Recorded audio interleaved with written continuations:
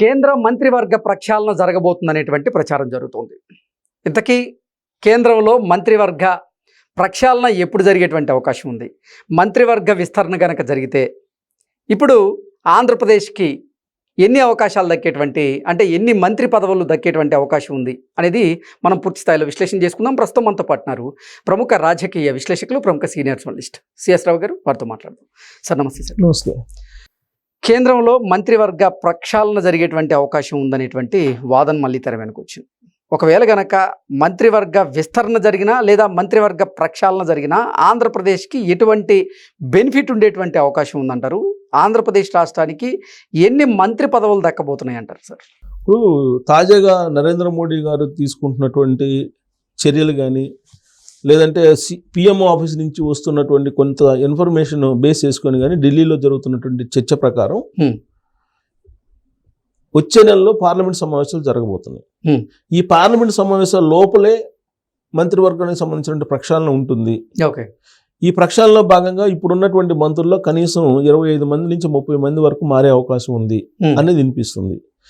The next point ఏంటంటే, ఈసారి ఉండేటువంటి మంత్రివర్గంలో 33% మహిళలకి అవకాశం ఇస్తారు.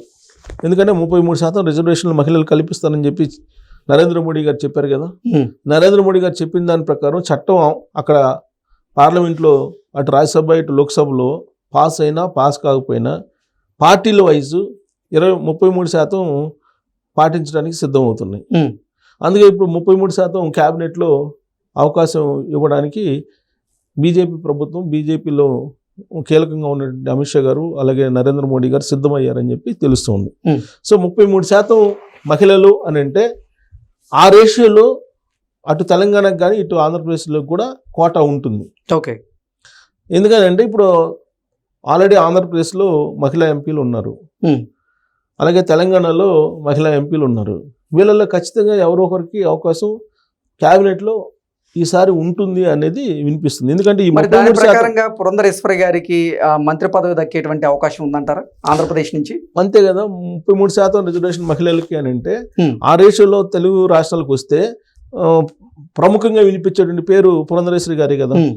గతంలో ఆల్రెడీ ఆవిడ మంత్రిగా చేస్తున్నారు. బెస్ట్ పార్లమెంటేరియన్గా ఆవిడకి మన్మోహన్ సింగ్ గారు గుర్తింపునిచ్చారు. ఎఫిషియెంట్గా పనిచేస్తారు.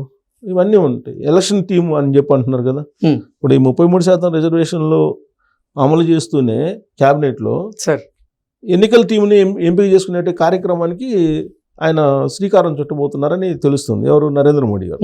సో దాంట్లో భాగంగా తీసుకుంటే, ఆ ఈక్వేషన్లో తీసుకుంటే కనుక ఎఫెక్టివ్గా పనిచేసే మహిళా పార్లమెంటేరియన్ ఎవరైనా అంటే పురంధరేశ్వరి గారు తెలుగు రాష్ట్రాల నుంచి అని చెప్పి ఎవరైనా జనరల్గా చెప్తారు.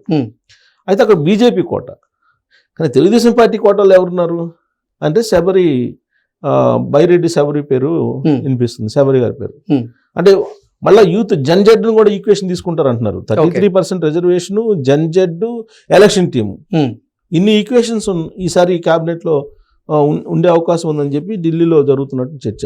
మరి ఆ ఈక్వేషన్ తీసుకుని జన్జెడ్ ఈక్వేషన్ శబరి గారికి అవకాశం వచ్చేదానికి ఛాన్సెస్ ఉంది. అంటే ఒకవేళ కనుక కుల సమీకరణాల ప్రకారంగా ఎస్సీకి అవకాశం వచ్చేటువంటి పరిస్థితి ఉంది అనేటువంటి ప్రచారం జరుగుతుంది. అది కనుక జరిగితే ఎవరికి వచ్చేటువంటి అవకాశం ఉంది? అక్కడ ఎస్సీ కనుక అయితే కనుక కందిమళ్ళ ప్రసాద్ గారికి తెలుగుదేశం పార్టీ నుంచి ప్రాతినిధ్యం వచ్చే అవకాశం ఉంది ఈసారి. అమలాపురం ఎంపీగా ఉన్నటువంటి గత స్పీకర్ కొడుకు, ఆయనకు కూడా వచ్చేటువంటి అవకాశం ఉందని. ఆ జన్జెడ్ లో ఒకవేళ కనుక అవకాశం ఇవ్వాలనుకుంటే ఇది జెంట్స్ కోటాలో, ఇప్పుడు మహిళా కోటాలో జన్జెడ్ వీటన్నిటి సరిపోయే ఎంపీలు కావాలి కదా ఫస్ట్ ఆఫ్ ఆల్. అంటే జిఎంసీ బాలయ్య కుమారుడు ఎవరైతే ఉన్నారో అతనికి అవకాశం దక్కే పరిస్థితి ఉంది. అతని పేరు కూడా ఉంది జన్జెడ్. ఇప్పుడు జన్జెడ్ ఈక్వేషన్ తీసుకున్నారు అనుకోండి, అప్పుడు ఎస్సీ కోటాలో జన్జెడ్ కింద వచ్చేది ఆయన పేరే వస్తుంది ప్రాధాన్యత క్రమంలో తీసుకుంటే. లేదంటే కందిమళ్ళ ప్రసాద్ ఎస్సీ కోటాలో అదైనా వస్తుంది. లేదు మహిళా కోటాలో తీసుకుంటే బైరెడ్డి శబరి గారిని అవకాశం జన్జెడ్ కింద. సో కాబట్టి ఇప్పుడు ఉన్నటువంటి వాళ్ళ పరిస్థితి ఏంది అని కూడా అనుకోవచ్చు. సో ఇప్పుడు ఉన్నటువంటి తెలుగుదేశం పార్టీలు 2 ఉన్నారు కేంద్ర మంత్రులు. ఇంకొకటి అదనంగా తెలుగుదేశం పార్టీకి ఈసారి రావచ్చు అనేది ఎక్స్పెక్ట్ చేస్తున్నారు. సో అదనంగా వచ్చినప్పుడు ఈ ఈక్వేషన్ వస్తుంది, ఎవరో ఒకరికి ఇస్తారు. సరే బీజేపీలో ఇక్కడ ఆల్రెడీ అక్కడ వర్మ ఉన్నారు అక్కడ. ఇప్పుడు ఆయన బదులుగా ఒక బీజేపీ పురంధరేశ్వరి గారికి మహిళా కోటాలు ఇచ్చేదానికి అవకాశాలు కూడా లేకపోలేదు. ఇక తెలంగాణకు వచ్చేటప్పటికి తెలంగాణలో ఆల్రెడీ ఇప్పుడు ఇద్దరు కేంద్ర మంత్రులు ఉన్నారు, కిషన్ రెడ్డి గారు అలాగే బండి సంజయ్ గారు. సో వీళ్ళిద్దరికి సంబంధించినటువంటి పోర్ట్ఫోలియోస్ కంటిన్యూ చేస్తారా లేదా అనేటువంటి చర్చ గత కొంతకాలంగా జరుగుతుంది. దానికి కారణం ఏంటంటే తెలంగాణలో ఉండేటువంటి బీజేపీ మీద అటు నరేంద్ర మోడీ గారు కానీ ఇటు అమిత్ షా గారు కానీ అసహనంగా ఉన్నారు, ప్రత్యేకించి నరేంద్ర మోడీ గారు అసహనంగా ఉన్నారు అనేది వినిపిస్తుంది.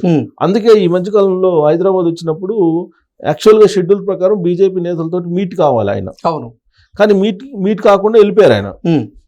పైగా అంతకుముందు లోకల్ బాడీ ఎలక్షన్ జరిగినప్పుడు, ఇక్కడ మున్సిపల్ ఎలక్షన్లు అలాగే లోకల్ బాడీ ఎలక్షన్ జరిగినప్పుడు బీజేపీ వాళ్ళ పర్ఫార్మెన్స్, ఇప్పుడు ఉన్నటువంటి ఎంపీలు వాళ్ళ పరిధిలో ఉండేటువంటి సర్పంచ్లనే గెలిపించుకోలేని పరిస్థితిలో ఉన్నారు, అలాగే వాళ్ళ పరిధిలో ఉన్న మున్సిపాలిటీని గెలిపించుకోలేని పరిస్థితిలో ఉన్నారు. ఆ కారణం చేత ఆయన పిలిచి వీళ్ళకి కొంచెం చురకలు కూడా అంటించారని చెప్పి కూడా వినిపిస్తుంది. సో అందుకే బీజేపీ తెలంగాణ విభాగాన్ని ప్రక్షాళన చేయాలనేది చాలా సీరియస్గా బీజేపీ అధిష్టానం ఉంది అని చెప్పి వినిపిస్తుంది. బహుశా నేను అనుకోవటం ఈ నెలాఖరుకు ఏమో నితిన్ నవీన్ వచ్చేటువంటి అవకాశం ఉంది, వస్తారని షెడ్యూల్ కూడా ఉంది. ఈ లోపుగా నరేంద్ర మోడీ గారు రాష్ట్రపతిని కలిశారు, ముర్ము గారిని కలిశారు మొన్న.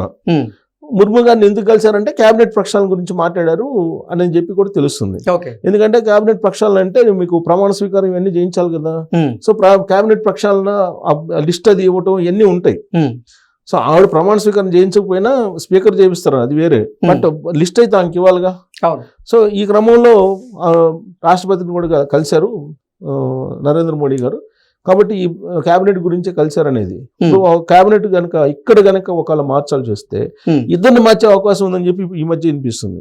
ఇద్దరిని మార్చేసి ఒక బీసీకి ఒక మహిళకి ఇచ్చే అవకాశం ఉంది తెలంగాణలో అంటున్నారు. బీసీ అయితే ధర్మపురి అరవింద్ గారి పేరు వినిపిస్తుంది, లేదంటే ఈటల రాజేంద్ర గారి పేరు వినిపిస్తుంది.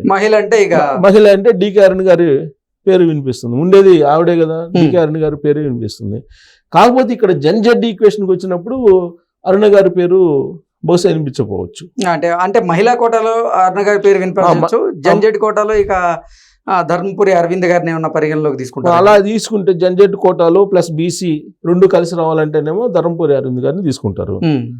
లేదు మహిళా కోట మాత్రమే తీసుకుంటే క్రైటీరియాగా అరుణ్ గారికి ఇచ్చే అవకాశం ఉంది. సో మొత్తం మీద అటు పార్టీని ఇటు ప్రభుత్వాన్ని సమన్వయం చేసుకునేలాగా ఈసారి మార్పులు ఉంటాయి అంటున్నారు. ఇప్పుడు ఆల్రెడీ క్యాబినెట్ లో ఉండేటువంటి వాళ్ళకి ఇద్దరికి రాజ్యసభ అయిపోయింది టైం కూడా, మళ్ళీ రెన్యువల్ చేయాలి వాళ్ళకి. ఈ రీసెంట్ గా జరిగినటువంటి రాజ్యసభలో కూడా రెన్యువల్ చేయాలి అంటే వాళ్ళని క్యాబినెట్ నుంచి పంపిస్తున్నారు అనేది అర్థం అవుతుంది. ఆ జాబితాలో ఇంకొక ఇద్దరు కూడా ఉన్నారు, వాళ్ళని వెళ్ళిపోతారన్న. అంటే 2014 నుంచి క్యాబినెట్ లో కంటిన్యూ అవుతున్నటువంటి వాళ్ళని, రాజ్యసభ ఉండి రాజ్యసభ సీట్ ఇచ్చి క్యాబినెట్ లో తీసుకున్నటువంటి వాళ్ళని, తర్వాత పర్ఫార్మెన్స్ బాగలేనటువంటి వాళ్ళని, వీళ్ళందరినీ స్క్రూటినీ చేసేసి పంపిస్తారు. పంపించి రాబోయేటువంటి సంవత్సరం జరిగేటువంటి రాష్ట్రాల ఎన్నికలు ఉన్నాయి, గుజరాత్, పంజాబ్, తర్వాత ఒక 7 రాష్ట్రాలు ఉన్నాయి, మణిపూరు, ఇలాంటివన్నీ ఉన్నాయి, ఉత్తరప్రదేశ్, ఉత్తరాఖండ్, ఇవన్నీ ఉన్నాయి. ఈ రాష్ట్రాలకు సంబంధించినటువంటి వాళ్ళకి కొంత ప్రాధాన్యత ఇస్తూ ఇప్పుడు క్యాబినెట్లో ఉండేటువంటి వాళ్ళకేమో కొంతమందికి పార్టీ బాధ్యతలు అప్పచెప్పి పార్టీని బలోపేతం చేయడానికి ఉపయోగించుకుంటారు. ఈ మేరకు కసరత్తు కూడా పూర్తి అయిపోయింది అని అంటున్నారు. సో అలాగే మరి ఎవరెవరికి కేంద్ర మంత్రులకి ప్రధాని మోదీ గారు అలాగే అమిత్ షా గారు షాక్ ఇవ్వబోతున్నారు, ఎవరికి అవకాశం ఇవ్వబోతున్నారని తెలియాలంటే మనకి నెక్స్ట్ పార్లమెంట్ సమావేశాలు లోపలే ఉంటాయి అని అంటున్నారు. ఎందుకంటే రాష్ట్రపతి గారిని కలిశారు కదా, కలిశారు కాబట్టి ఈ వారం 10 రోజులు ఉండొచ్చు. ప్లస్ గవర్నర్లు, కొంతమందికి గవర్నర్లు కూడా అవకాశం ఇచ్చే అవకాశం ఉంది అంటున్నారు. ఇప్పుడు ఎవరినైతే క్యాబినెట్ నుంచి పక్కన పెడతారో వాళ్ళలో కొంతమందికి గవర్నర్లుగా పంపించేదానికి ఛాన్సెస్ ఉన్నాయని చెప్పి అంటున్నారు.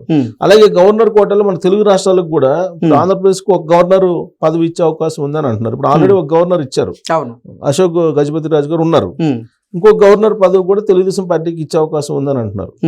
సో ఆ గవర్నర్ వస్తే సీనియర్స్ లో ఎవరో ఒకరికి అవకాశం ఉంటుంది. అలాగే ఆ సీనియర్స్ వచ్చిన ప్రతిభా భారతి గారి పేరు వినపడుతుంది, మళ్ళీ ఎస్సీ మహిళ గవర్నర్ కనుక అవకాశం ఇస్తే. సో ఇలా అలానే ఇక్కడ కూడా గవర్నర్లు ఇచ్చారు. బండారు దత్తాత్రేయ ఆయన గవర్నర్ గా ఉన్నారు. అవును. సో ఇక్కడ కూడా ఎవరికైనా గవర్నర్ గా కొత్త పేరు తెర మీదకి వచ్చింది, చిరంజీవి గారికి ఇచ్చే అవకాశం ఉందని. అది కూడా ఉంది, చిరంజీవి గారికి కూడా అంటే అవకాశం ఉంది. మోదీ గారి 2 ఏళ్ల పాలన అంటే 12 ఏళ్ల పాలన పూర్తయిన సందర్భంగా మొన్న తెలంగాణ భారతీయ జనతా పార్టీ చీఫ్ వెళ్ళి మెగాస్టార్ చిరంజీవి గారిని కలిశారు. ఆ సందర్భంగా ఈ వార్త బయటకు వచ్చింది. అవును, ఇప్పుడు ఆల్రెడీ ఆయన బేసిక్ గా అయితే కాంగ్రెస్ పార్టీలో ఉన్నట్లే అఫీషియల్ గా అయితే. అవును. కానీ అక్కడ ఉపాసన గారు తర్వాత రామ్ చరణ్ వాళ్ళిద్దరు కలిసి 2 సార్లు 3 సార్లు నరేంద్ర మోడీ గారిని కలిశారు. ఈ ఈక్వేషన్ తీసుకుంటే చిరంజీవి గారికి గవర్నర్ అవకాశం ఇచ్చే అవకాశం కూడా లేకపోలేదు కూటమి తరపు నుంచి ఆంధ్రప్రదేశ్లో. సో కాబట్టి ఏదైనా సరే ఓ 10-15 రోజుల్లో వచ్చే పార్లమెంట్ సమావేశాల లోపు అటు క్యాబినెట్ కానీ ఇటు గవర్నర్లు కానీ ఇవన్నీ ఒక కొలికి వచ్చే అవకాశం ఉంది. ఎన్నికల టీంను అయితే ఏర్పాటు చేసుకోబోతున్నారు నరేంద్ర మోడీ గారు. దాంట్లో భాగంగా మహిళలకి ఈసారి ప్రాధాన్యత, జెడ్ కూడా ప్రాధాన్యత ఇచ్చే అవకాశాలు ఉన్నాయి. Okay sir, thank you. Thank you.